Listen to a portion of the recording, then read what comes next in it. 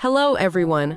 Today we are cooking dry beans. First switch on the lever to unlock and then pull out the canister.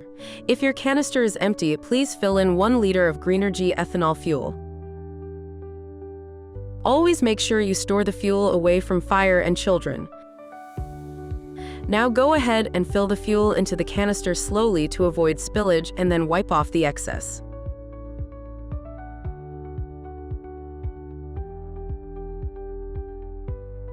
Now open the lid of your Greenergy pressure cooker and fill in 2 cups of beans.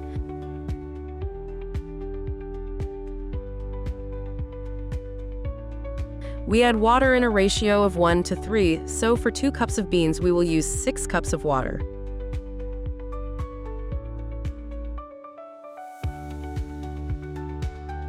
If you cook more than 2 cups of beans, adjust the water accordingly, but make sure you don't fill water above the bolts, because otherwise it might ooze out the top.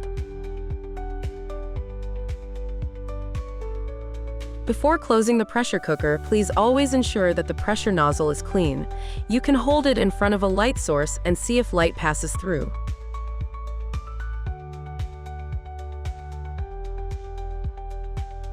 To close the pressure cooker, align the arrow on the lid with the handle of the body. Then turn it, squeeze both handles together and lock it in place. Now we light the stove. Do not leave matchsticks on the canister so it stays clean and doesn't clog up. Then wait 5 to 10 seconds before pushing the canister in firmly. Make sure it is locked in place. When cooking beans, you can reduce the lever to half or 60% directly from the start. This will help to reduce the fuel consumption throughout the whole cooking process.